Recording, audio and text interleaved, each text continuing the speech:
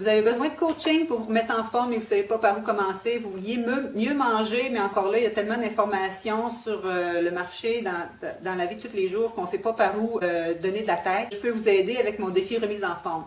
Si le médecin vous a dit que vous devriez normaliser votre glycémie, votre cholestérol, votre pression artérielle ou encore juste si vous voulez mieux manger, gagner votre énergie, retrouver votre vitalité, le défi qui comporte l'approche gagnante, nutrition, exercice et motivation pourrait peut-être être votre solution. Je suis Nathalie Rousseau, je suis kinésiologue, j'ai aussi un baccalauréat et une maîtrise en nutrition. Je suis coach en habitudes de vie depuis 20 ans et mon dada, c'est vraiment d'aider les gens comme vous à changer vos habitudes pour développer votre plein potentiel santé par l'alimentation et l'exercice. Qu'est-ce que c'est le défi remise en forme? En fin de compte, j'ai fait juste un petit schéma ici pour vous dire vraiment, le triangle de mon approche, c'est vraiment combiner la saine alimentation, l'exercice physique régulier et la motivation. Comment qu'on fait ça? Contrairement aux approches qu'on voit souvent, qu'on se dit, si tu veux perdre du poids, ben mon Dieu, c'est facile. On va dire, c'est quoi ton âge, c'est quoi ton niveau d'activité physique? Je te fais une petite formule mathématique qui dit que tu devrais manger 1600 calories. Moi, je ne crois pas à ça. Premièrement, il y a un biais d'à peu près 200-300 calories là-dessus et les gens n'apprennent pas à écouter plus leurs signaux corporels pour leur dire comment tu as vraiment faim, toi, dans une journée. Si, par exemple, tu as une journée, tu n'as pas dormi, tu fais de la lecture ou tu as une journée très mollo, tu manges quand même tes 1600 calories, peut-être que tu as trop mangé pour ta journée. Une autre journée, au contraire, tu es full d'énergie, tu es allé faire ton bootcamp, tu as fait tes commissions, tu as marché pour faire tes courses. Peut-être que tu aurais eu besoin de 1800-1900 calories, mais tu as mangé tes 1600 calories, là tu as un déficit. OK? Donc, je ne crois pas à ça. J'ai plutôt une approche pour aider les gens à retrouver leurs signaux de faim et de satiété. Vraiment plus y aller avec la qualité des aliments et non pas sur le focus sur les calories. Alors, j'aime à dire que c'est vraiment, on perd du poids, mais sans avoir faim, sans compter les calories. Je fonctionne beaucoup avec l'assiette vitalité où on parle, la moitié de notre assiette devrait être des fruits et légumes, un quart seulement pour les protéines, un quart sur les féculents. Et y aller vraiment avec la répartition, la qualité des choix alimentaires, peut-être de ne pas attendre trop entre nos repas. C'est vraiment ça qui va nous guider vers des meilleurs choix et vraiment écouter ce que notre corps a vraiment besoin en termes d'énergie. Donc, point de vue alimentation, c'est vraiment ça. Qualité, quantité, on oublie les calories. Bien, c'est sûr qu'il faut savoir quels sont les meilleurs choix. On réapprend à écouter notre faim et notre satiété. Ça fait une dizaine d'années que je fonctionne là-dessus. Les gens, au début, me disaient, Nathalie, je te crois pas, ça se peut pas des systèmes que tu ne fais pas un plan alimentaire fixe à suivre au quotidien. Et puis, à la fin, ils n'en revenaient pas. Alors, c'est une façon de faire qui est à la mode ces temps-ci. On appelle ça de l'intelligence alimentaire ou encore, on appelle ça alimentation consciente. Ça revient dans le mouvement. C'est quelque chose que j'enseigne depuis déjà plusieurs années. On va aussi s'assurer qu'on a un environnement favorable à bien manger. Si ton coloc ou tes collègues au bureau sont tout le temps en train de te présenter des donuts ou des bonbons ou des choses comme ça, c'est pas favorable. Qu'est-ce qui va faire que ça va t'aider à manger mieux au quotidien? Alors, c'est tout ça qu'on va regarder. Et comme je dis, c'est pas un cours où tu viens, tu fais tous des changements, puis au bout de 2-3 semaines, tu reviens à tes anciennes habitudes. Moi, ma spécialité, c'est vraiment changement de comportement. Donc, on y va par objectif, de semaine en semaine, pour vraiment vous aider à changer de façon durable. L'exercice physique régulier. Parfois, les gens pensent, pour être actif, c'est d'aller faire 3 heures d'exercice au gym. On a fait des études et on a remarqué que des fois, les gens qui vont 3 fois par semaine au gym alors qu'ils ne faisaient pas d'exercice avant, ils bougent moins à la fin de la semaine qu'avant d'avoir commencé. Pourquoi? Ah, ben je m'en vais au gym, je ne suis pas obligée de prendre des escaliers, ou ben non, je suis raquée, je vais prendre ce mollo aujourd'hui. Alors, on voit que les gens bougent moins. Et c'est pour ça que je fais la différence entre ce que j'appelle le active living ou la vie active. Qu'est-ce qui fait que tu vas bouger plus au quotidien sans que ça te demande plus d'heures d'exercice dans ta journée? Alors, c'est pour ça que dans mon défi, tout le monde se promène avec un podomètre ou un accéléromètre, quelque chose comme ça, qui va vraiment déterminer ton niveau d'exercice au quotidien, et ça, en plus des exercices planifiés que vous allez avoir à la maison. On regarde aussi le côté motivation, estime de soi. Des fois, les gens me disent, Nathalie, je sais c'est quoi bien manger, je sais c'est quoi, je sais qu'il faut que je bouge, là, mais des fois, c'est... on n'a pas confiance en nous autres, on ne sait pas vraiment par où commencer, ou on a peur que ça ne nous mène pas où est-ce qu'on veut. Ce côté-là est vraiment super important. De l'autre côté, des fois, on sabote nos efforts par nos pensées.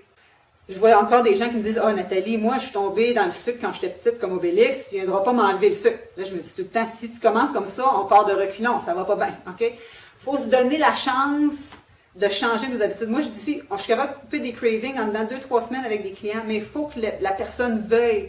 Je vais juste vous montrer une personne qui a fait un défi de 10 semaines avec moi. Moi-même, je n'en revenais pas que c'était la même personne.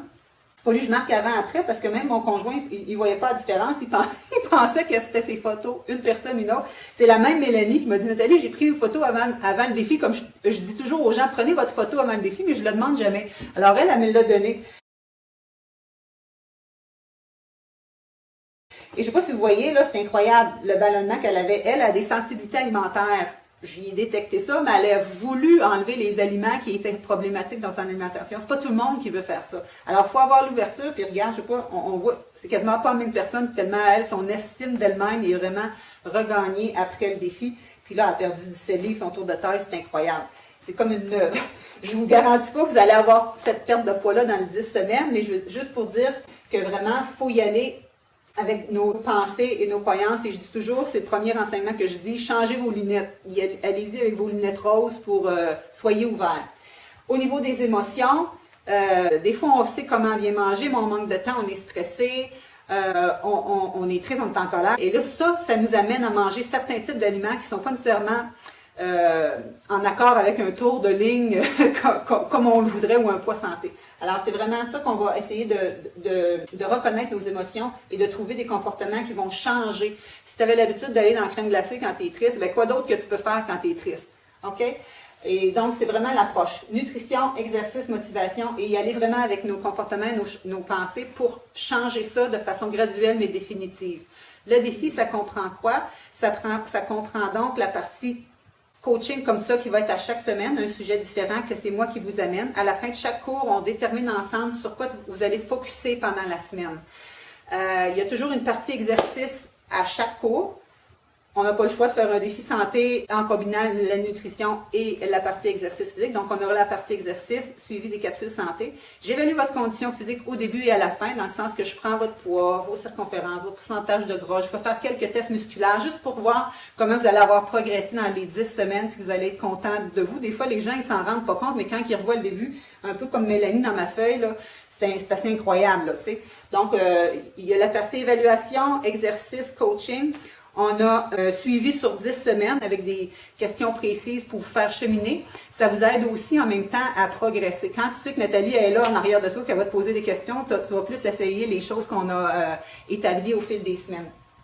Pour compléter ça, je vous donne un mini-circuit d'entraînement à faire à la maison. Je dis que ça se fait en dedans d'une demi-heure et même des fois en dedans de 20-25 minutes parce que je veux vraiment qu'il rentre dans votre agenda. Le but, c'est d'y aller, encore une fois, que ça devienne une routine, que tu en manges, que tu en as besoin de l'exercice physique puis que ça te fasse du bien. Même chose qu'avec les aliments, tu vas dire « Oh my God, là, je pensais que j'avais de l'énergie. » C'est ce que les gens me disent. « Nathalie, je pensais que j'avais de l'énergie. Là, je sais c'est quoi avoir de l'énergie. » Et là, tu veux continuer à bien manger pour t'aider à garder ces habitudes-là.